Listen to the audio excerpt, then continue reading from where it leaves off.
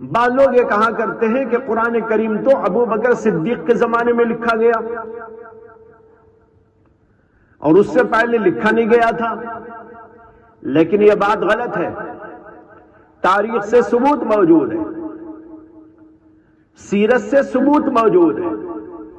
کہ اللہ کے نبی علیہ السلام قرآن کو لکھوایا کرتے تھے اور مختلف جگہ پر اس کو لکھوایا گیا تھا۔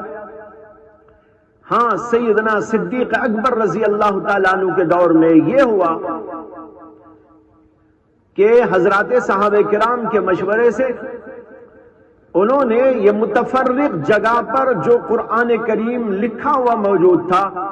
اس کو ایک جگہ پر ایک جلد کے اندر مرتب کیا۔ یہ کام سیدنا صدیق اکبر نے کیا تھا۔ اس کا مطلب یہ نہیں ہے کہ قرآن اس سے پہلے لکھا نہیں گیا تھا۔ اللہ کے نبی پر آیتیں نازل ہوتی، سورتیں نازل ہوتی اور اسی وقت اللہ کے نبی علیہ السلام اس کو لکھوا دیا کرتے تھے، لیکن وہ تھا متفرق۔ ان صحابہ کے پاس میں کچھ، ان صحابہ کے پاس میں کچھ، ان صحابہ کے پاس میں کچھ،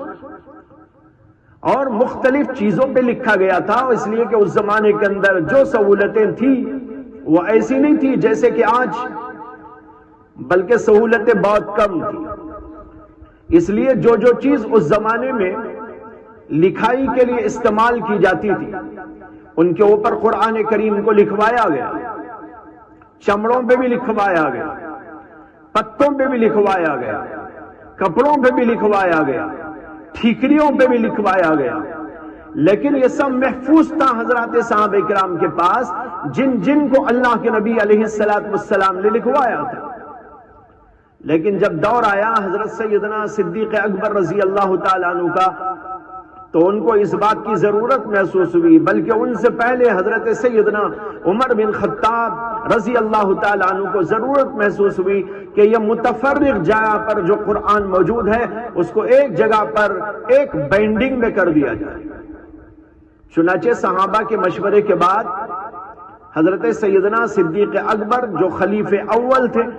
انہوں نے اپنے دور خلافت کے اندر اس کام کو انجام دیا، اور اس کے لیے بعض صحابہ کرام کو باقاعدہ طور پر مقرر کیا گیا، اور ان صحابہ نے جن کے پاس قرآن کا حصہ لکھوایا ہوا موجود تھا اللہ کے نبی علیہ السلام کا وہ لا کر پیش کرتے رہے، اور اس طریقے پر یہ پورا قرآن ایک جگہ پر جمع کر دیا گیا۔ یہ تھا حضرت سیدنا صدیق اکبر کے دور کا قصہ۔ اب یہاں پورا قرآن ایک جگہ پر جمع ہو گیا، اور جن کو قرآن کریم چاہیے وہ اس کو لکھ کر لے جاتے تھے ایک جگہ سے دوسری جگہ پر، دوسری سے تیسری جگہ پر، جن کو ضرورت ہوتی یہ قرآن وہیں سے نقل کر کے ساری دنیا کے اندر پھیلایا گیا۔ اور ظاہر ہے کہ قرآن کریم تمام مسلمانوں کی جان ہے، تمام مسلمانوں کا ایمان ہے، کوئی بھی مسلمان بغیر قرآن کے جی نہیں سکتا، اس لیے تمام کے تمام صحابہ جو اس وقت موجود تھے انہوں نے اس قرآن کریم سے نقل کر کے اپنے پاس میں محفوظ کیا۔ اس طریقے پر قرآن اس زمانے میں لکھا گیا، حضور کے زمانے میں لکھوایا گیا، پھر صدیق اکبر کے زمانے میں اس طریقے پر ایک جگہ پر مجتمع اور مدون کر دیا گیا، اور پھر اس کے ساتھ دوسری شکل یہ تھی قرآن کریم کے محفوظ ہونے کی کہ اس کو یاد کیا جاتا تھا۔ بے شمار صحابہ تھے جنہوں نے قرآن کو حفظ کیا، اور رمضان مبارک کے مہینے میں اللہ کے نبی علیہ السلام دور کیا کرتے تھے جبریل امین کے ساتھ۔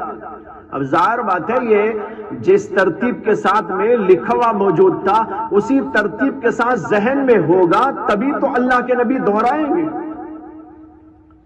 پہلی کون سی سورت، بعد کی کون سی سورت، پھر اس کے بعد کون سی سورت، یہ سب پہلے ہی سے مرتب ہو گیا تھا، ذہنوں میں موجود تھا، لیکن متفرق تھا۔ بعد میں صدیق اکبر نے اسے ایک جگہ پر جمع کر دیا تھا۔ اس طریقے پر قرآن کریم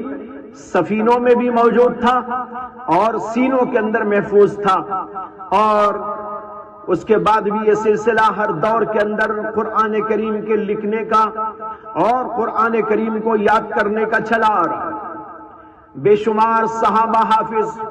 بے شمار تابعین حافظ، بے شمار تبع تابعین حافظ، اس کے بعد بھی ہر دور کے اندر یہ سلسلہ، یہاں تک کہ آج تک مسلمانوں کے اندر یہ سلسلہ ہے کہ قرآن کریم کے بے شمار حفاظ آج بھی دنیا کے اندر موجود ہیں، لاکھوں کی تعداد میں موجود ہیں، ایک نہیں دو نہیں،